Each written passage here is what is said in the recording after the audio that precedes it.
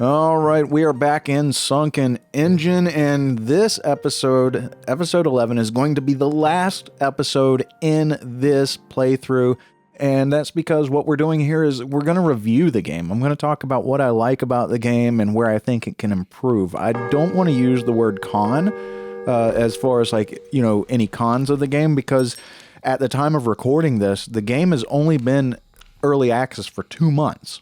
So it's in such its infancy, and so much can change, so much can be added, so much can be improved that I really don't think it's fair to say there's a con to the game, So I'm going to go down the list of things that struck me in my 2 full playthroughs once before I started this playthrough series on the channel, and then this new one that I played for the channel, and talk about the things that I feel where the game can improve, and then after that I'll talk about the things that I really liked about the game.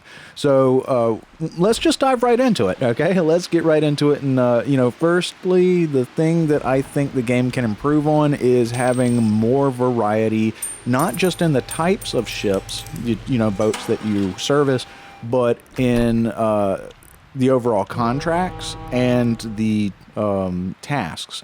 When you get to like 3-star ships, these big ships, and you have all the subcontracts, it's like you're pretty much guaranteed that you're going to have to do every single thing.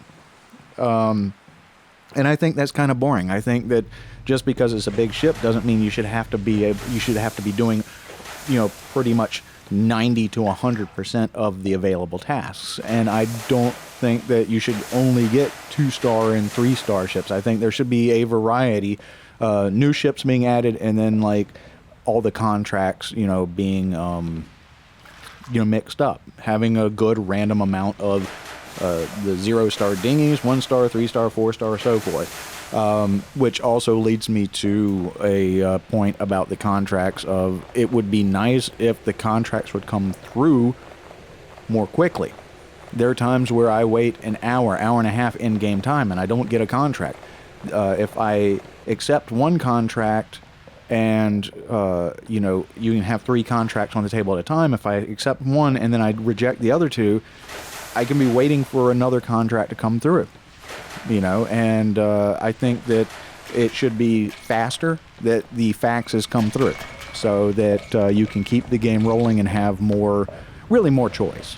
So those are the 2 things on the contracts I think they can do.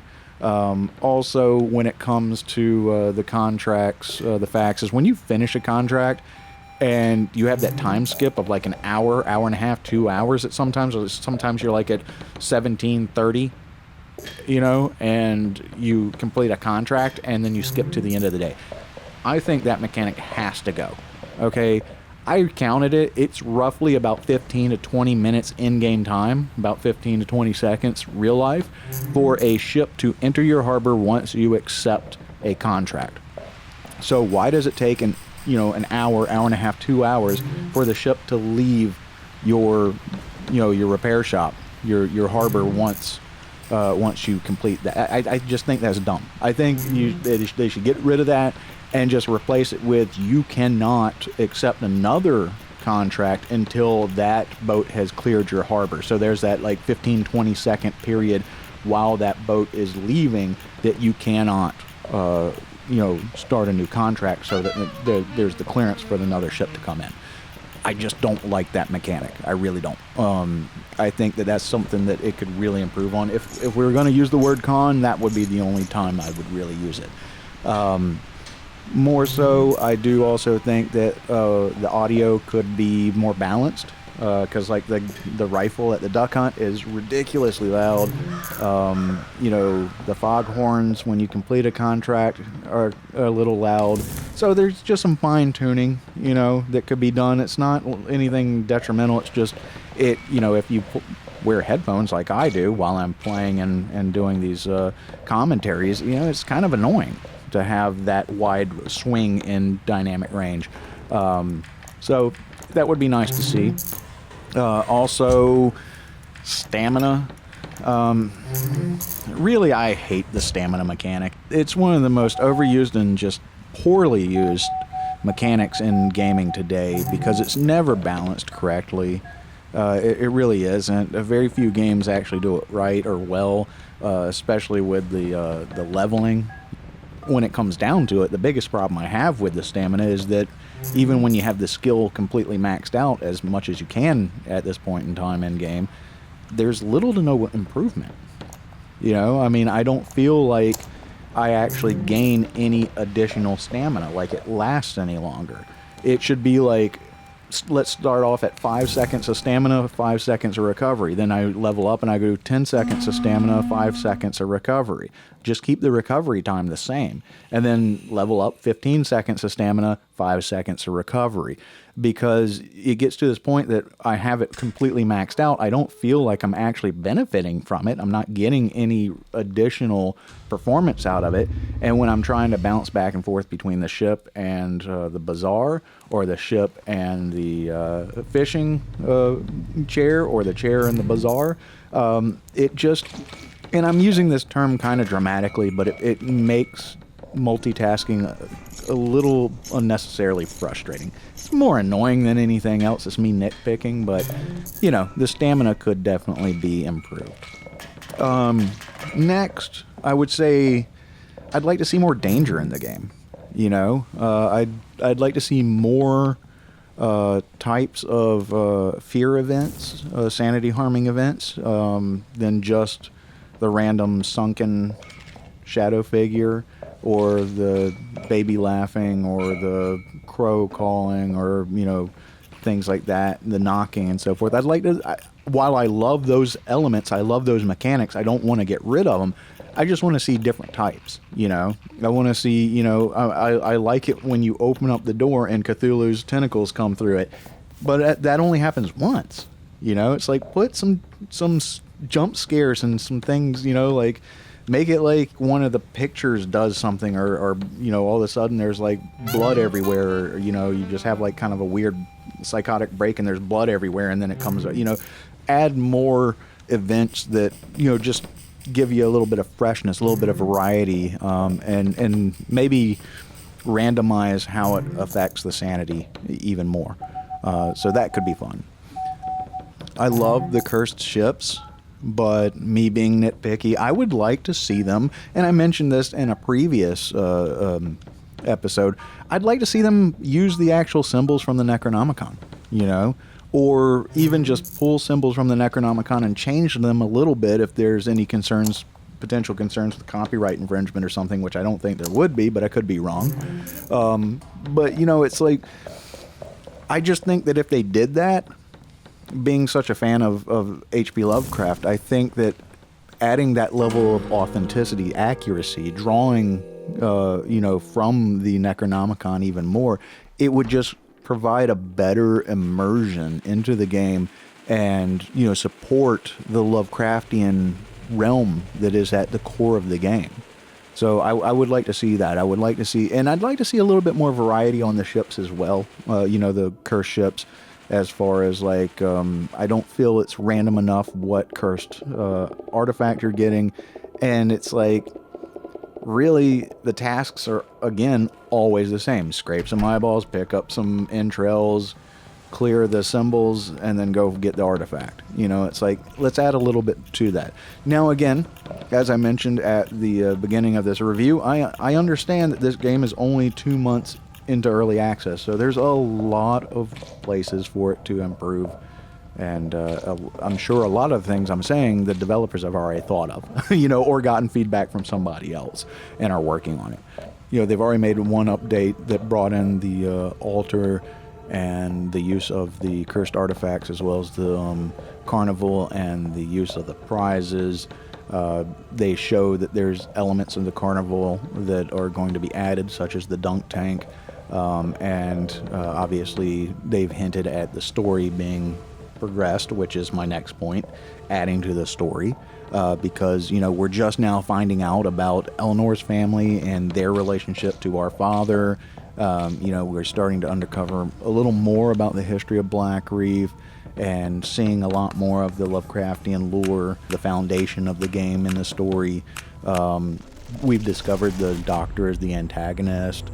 We know very little about the Sunken Engine itself, and we know very little about the Sunken, the shadowy figure, and we don't really know a whole lot about Krakosa, Elrith. So there's, and also, or I guess the ultimate is that we're going to somehow work with Eleanor, and will she betray us, or will she be an ally, and are we going to save our father? Also, there's that, that one guy who seems to be the only sane person on Blackreef, and he knows who our father is. He knows some secrets. Who is he? What's his deal? Obviously, they're going to expand the story, and if you look on the menu screen of the game, there is on the right hand side the join the crew, give feedback with the red eye on it, and you click on that, you take a little survey, and one of the questions is, what would you like to see in future updates? And one of the options, what I selected, was depth, more story. So they're clearly going to add to the story, and I can't wait to see how it's going to expand, because I think that the story is really interesting. It's obviously, like a lot of people have mentioned on their Let's Plays, the storyline, even with the new update, is still relatively short. So, we're just kind of scraping, really kind of just scraping the surface there. Again, I know that this is early access. Obviously, there's some bugs that need to be corrected. Like, I have had issues with, if you haven't already seen it yet, or if it has already played, where the hammer on the pearl table is jumping around. I'm definitely seeing some issues with the cursor skipping around in the game. Obviously, my journal is not recording the fact that I have collected all the fish. The horror fish are not saving in my journal, and the letters, there's the 2 letters over on the other side of the dock near the telescope that I'm picking up multiple times, and it's not, they keep respawning. So a few bugs there that need to be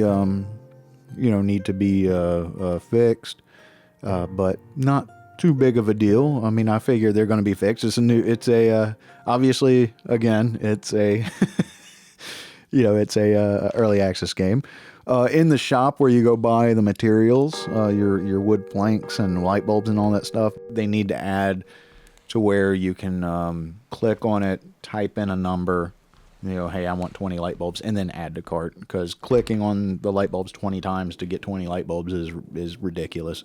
That's a basic mechanic on almost every game, is being able to click on something, type in the number on your numpad of how many of the items you need, and then buying it, which would also be nice on the there's the sonar, and then there's that comms device on top that's like the 2 numbers, then 3 numbers, then 4 numbers sequence that you have to hit. Please make it where I can type those numbers in the numpad and not have to use my mouse. Also, I think that and I expect them to do this, but expand on the carnival. And obviously we see where there's likely going to be a dunk tank, and there's going to be a puppet show or something like that. So hopefully they'll not only add to it, but they'll expand on it. They'll make it bigger and add more booths, as well as add more prizes that you can get, so there's even more variety to the altar, which really doesn't play a massive role, which is something I'm going to get into here on the carnival, because I found out about this game through Grillmaster, who I love. His channel is absolutely entertaining. I love the games that he plays, and he just seems like a downright cool dude. And he's the reason I got into this game. But in there, he said that the Find the Pearl, the shell game, he felt was too easy. And I agree, it's easy. I don't think it's too easy. And here's why. Because the altar really doesn't play a significant role in the game. You could play the entire game without ever repairing the altar, without ever using any artifacts on it, and you're going to have a great experience. The altar is just a fun little addition that allows you to add debuffs and buffs based on what items you put on the shelves that can help tailor the experience to a degree, like giving you 15% chance of getting a wealthy client, which, if you're, grinding for money, that's really cool, but it's not a significant part of the game. I don't think it is a necessity to the game. So putting it behind something that could be more difficult to get the tickets, harder games to get the tickets, to get the prizes and stuff like that, I just think would be frustrating or annoying. Where, when I completed, only when you become find the Pearl Master like I did, you can only get 2,500 tickets. You need 5,000 just for the crystal ball. So you still have to play it multiple times to get enough tickets to get everything. You're not going to get it all in one sitting. So since the altar isn't a significant part of the game, I think locking it behind a difficult system of having to grind for tickets just to get things that you may or may not use, it wouldn't be beneficial. So I think what they could do is have like the basic games like it is now, where you want to play the shell game, it's $50. Or, hey, you want a little bit more of a challenge? Pay $100.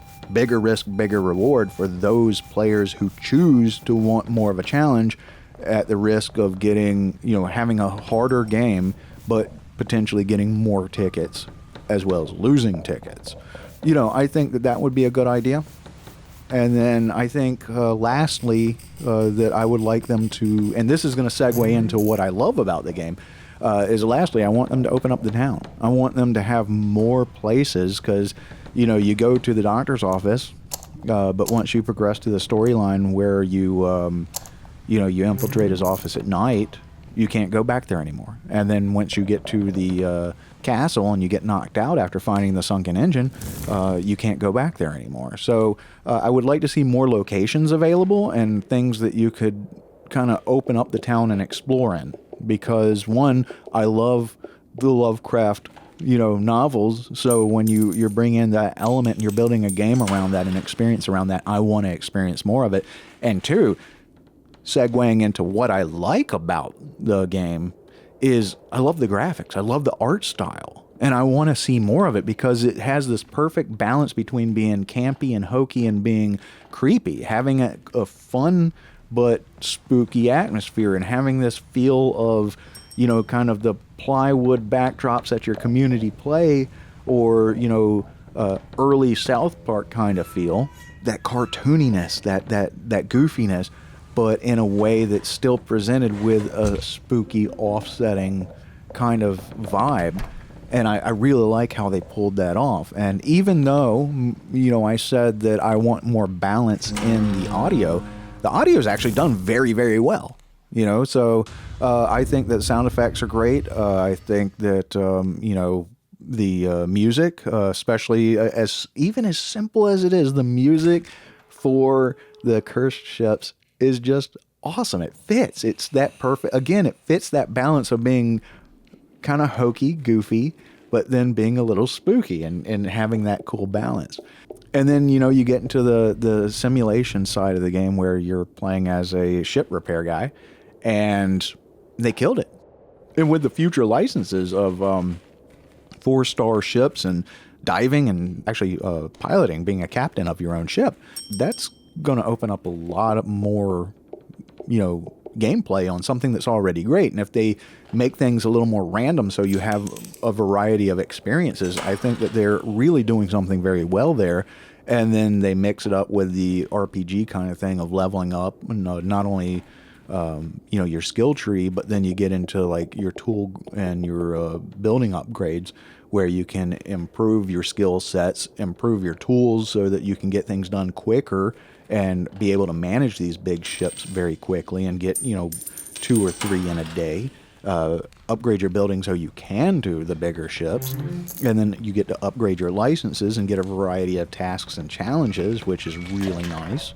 So there's a lot of great things there. And then, even though the altar is not a huge aspect or a very important aspect of the game, having that there is a nice little element for players to be able to tailor their experience. So overall, I really like the game. I think that for the player and the playing experience, it does a phenomenal job at keeping it fresh. as a player, somebody just sitting in my computer room playing it, man, it stays fresh because you have the ship repair elements, you have the, you know, the selling element of running the bazaar, and the ability to sell the hidden items you find on the ship, the cursed items, the oysters and the starfish and the pearls, and then the fish that you catch and all that good stuff. And then you have the fishing element, you know, where it's daytime, nighttime, raining, whether, depending on your sanity, what you capture. You have the carnival, which does add a fun element to things with the games, and hopefully again it will expand and add even more variety. And then, even though we need to see a big development in the story, you have the story. So you have all these different elements of the game wrapped up that gives you something fun to always experience and something to be. So if you want to focus on just selling stuff at the bazaar, you can. And if you want to focus on fishing, you can. If you want to focus on ship repair, you can. How you want to play the game is totally flexible to you. You can play the game the way you want to within, obviously, the confines of the game, but it stays fresh and fun as a player. However, you know, me playing through it fully twice and, you know, having a good bit of hours. How many hours do I have on it? I'm going to pull up Steam real quick. I don't even know how many hours I actually have on it.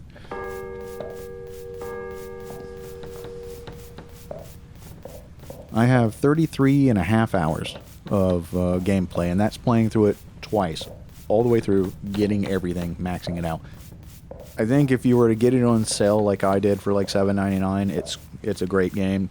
And I think that it has a ton of potential to really evolve into something super fun, and it is fun to play, and it's a great game for the player. So for me, it's a thumbs up. You know, it really is. So I've enjoyed this game. I hope you've enjoyed the playthrough. We will revisit this game in the future when there's big updates. But for now, this is it, and we're going to move on to other games. That's the end of this video. Thank you, and have a good one. Take care, all right?